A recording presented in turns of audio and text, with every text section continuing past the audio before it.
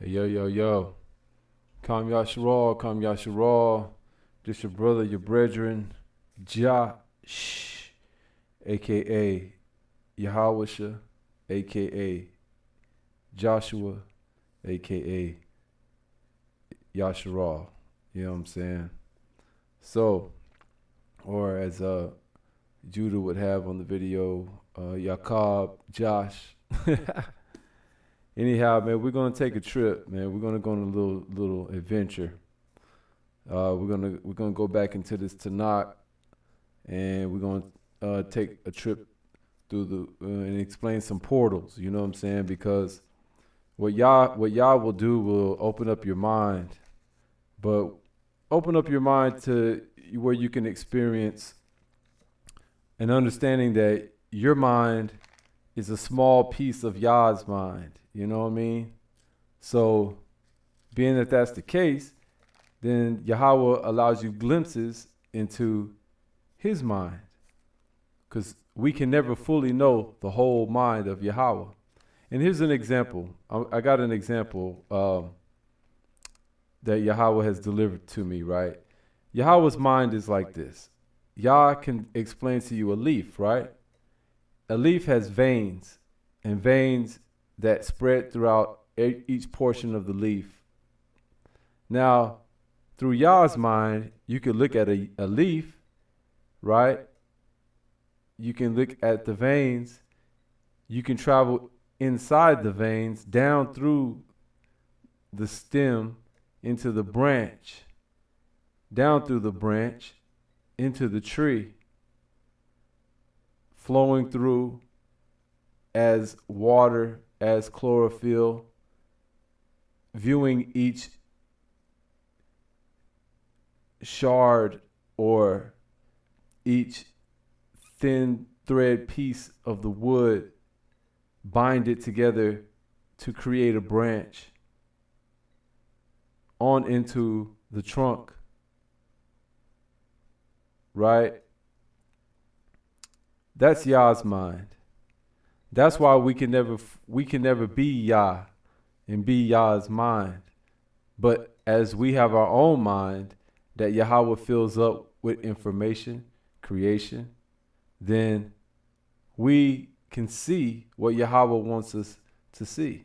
So that was just a glimpse, right? So on that note, portals, right? Your mind goes through portals, because portals are what transports you through the various directions.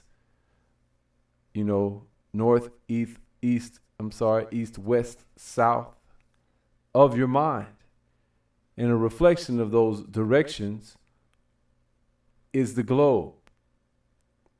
Because a sphere is like how your mind is, a sphere filled up with creation and information through the power of Yahweh. So let's take a trip now. We're going to examine your mind in Ezekiel. Right?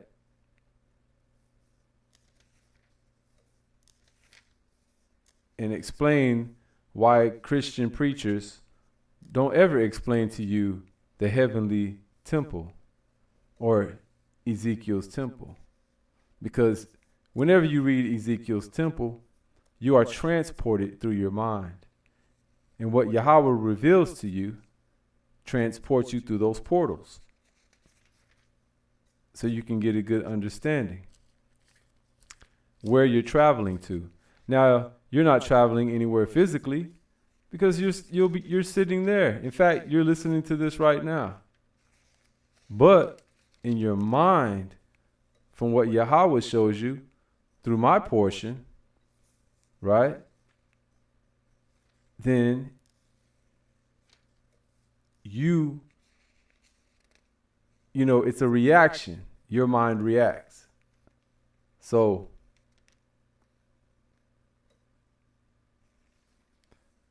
but in particular, we're going to go into We're going to go start at Ezekiel chapter 41.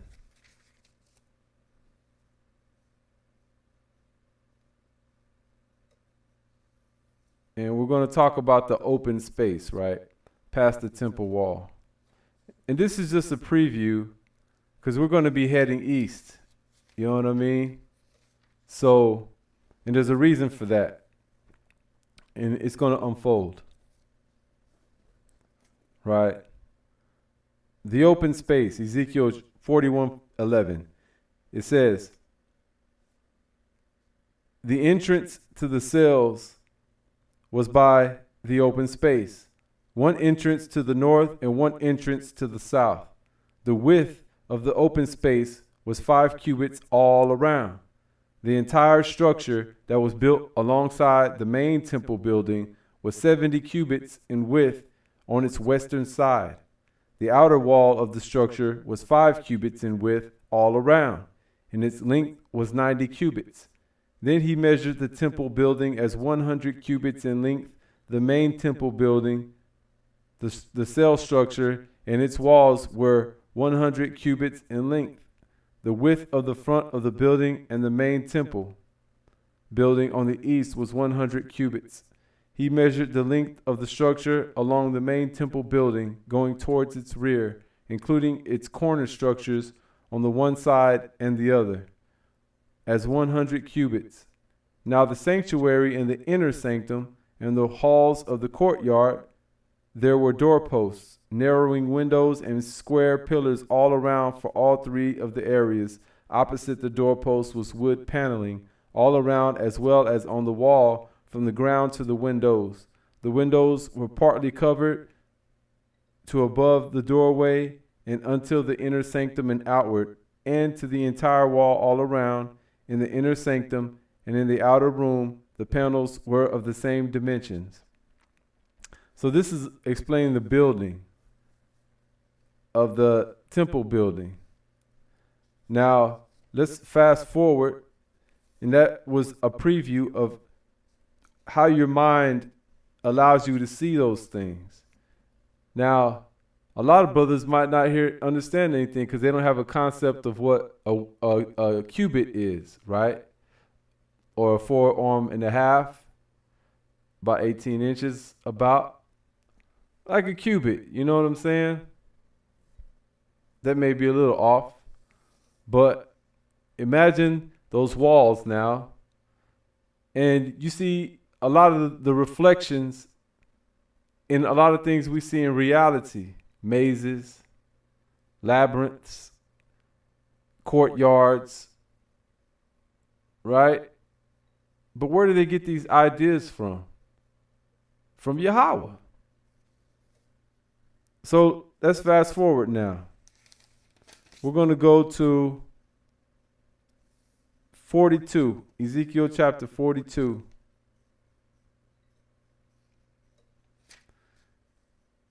And to show you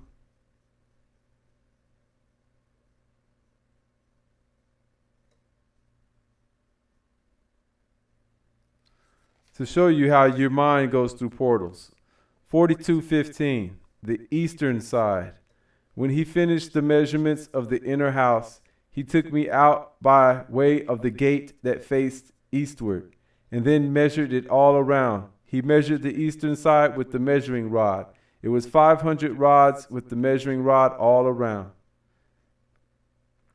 He measured the northern side as 500 rods with the measuring rod all around. He measured the southern side as 500 rods with the measuring rod. Circling around to the western side, he measured 500 rods with the measuring rod. On 4 sides he measured it. It had a wall all around, 500 rods in length and 500 in width, to separate between the holy and the common areas. See? And 5 representing a man, right? The height of a commonality. You can rise above that, and you have the holy things, right? Then he led me to the gate. This is chapter 43, a gate that faces east. So now we're up into the east gate. This is the east portal. And behold, the glory of Elohim, of Yahshua, was coming from the east. Okay? So we see now Yahweh's glory comes from the east. Now, what does Yahweh show you in your mind?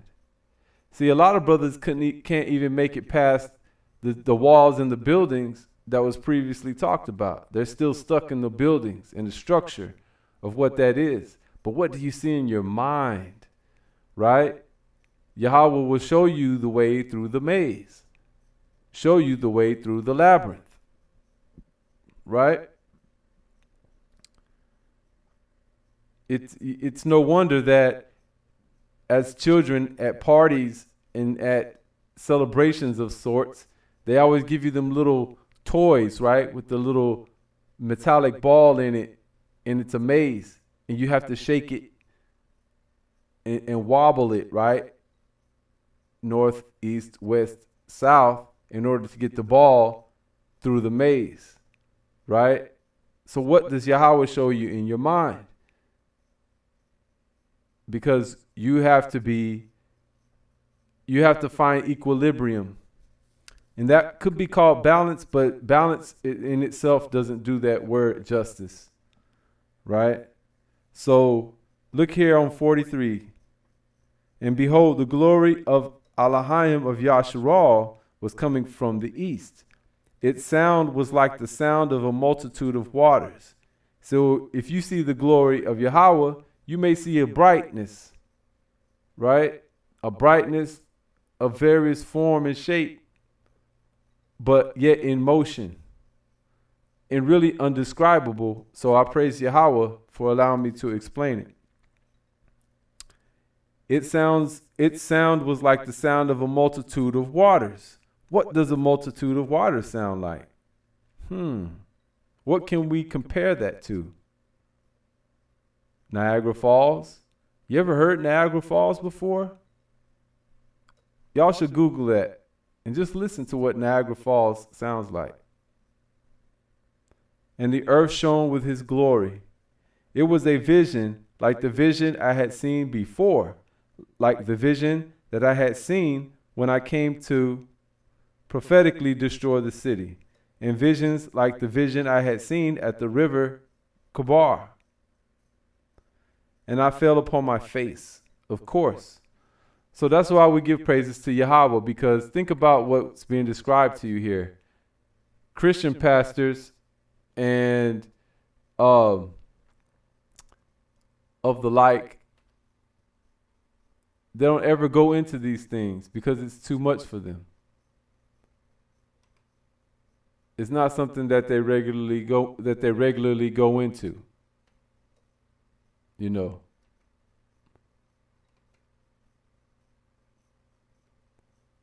Sorry about that.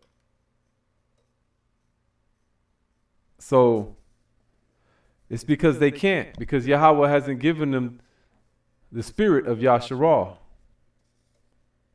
They don't walk around knowing that they're Yahshua. They think that they're Gentiles. They think that they're Christians, you know, which is actually a byword. I wish they could really understand that the word Christian was never told as something as like a positive thing. You know, it's a byword. Like when you see the word niggardly, you know, niggardly, nigger, right? Black is never a positive thing. But that might be too deep for a lot of y'all out there. I mean, let's continue on.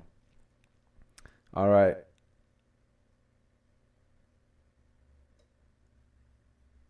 And here we go. The glory of Yahweh then entered the temple by way of the gate that faced east.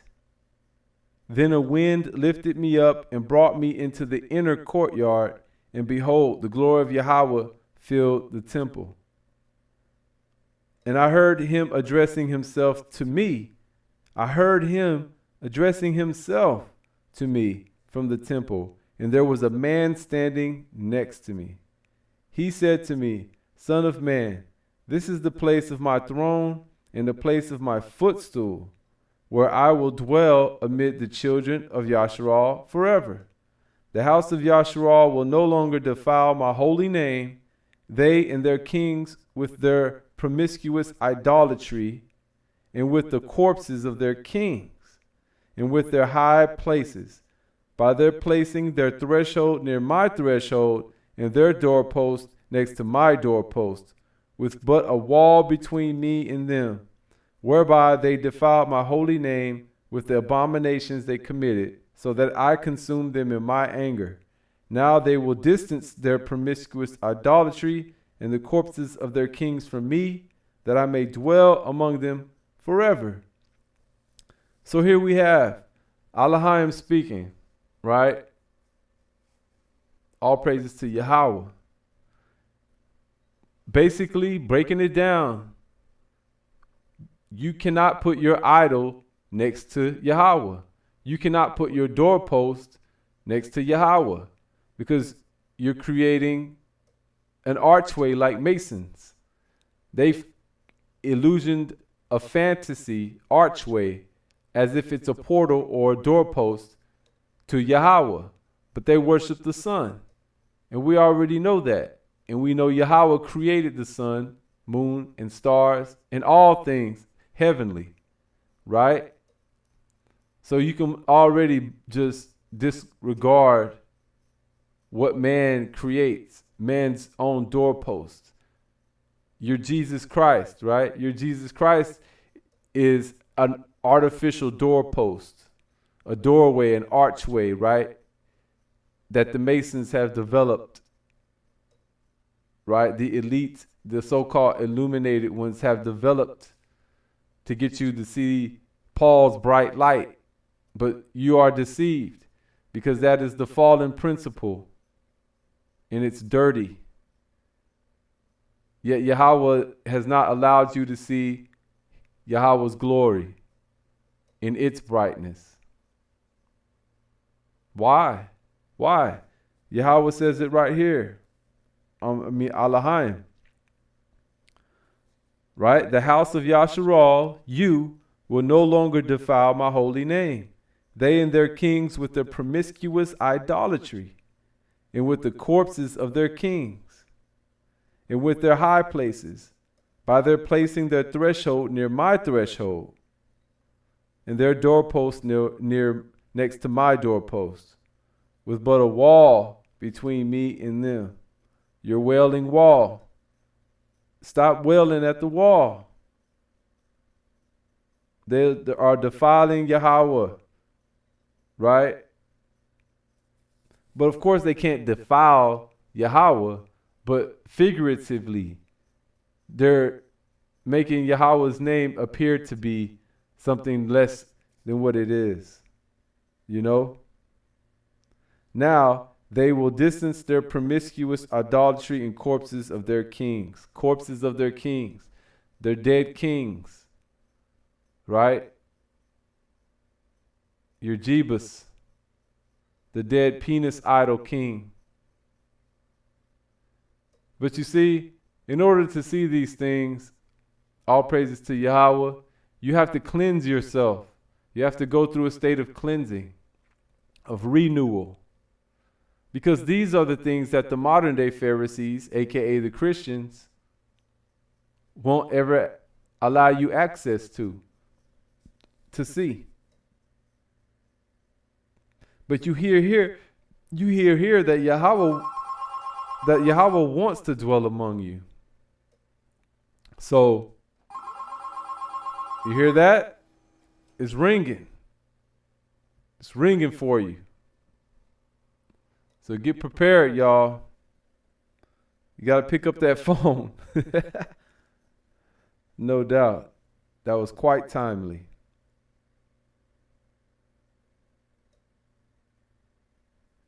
So be ashamed of your iniquities. Calculate the temple's design.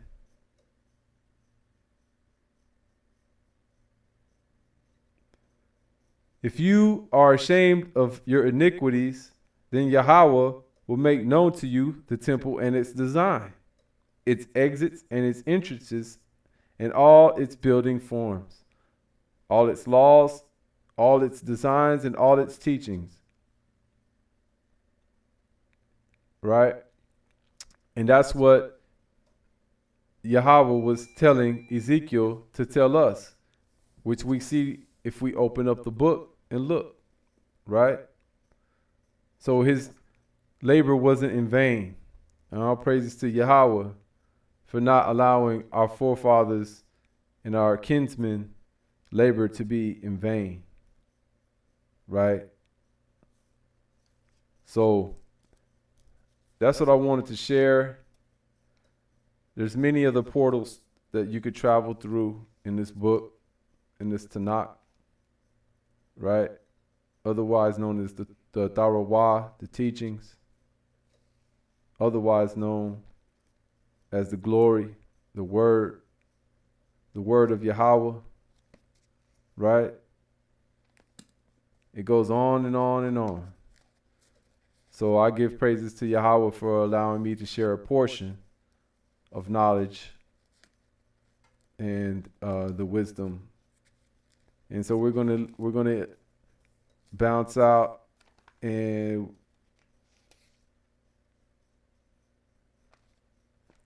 leave you on Proverbs real quick here.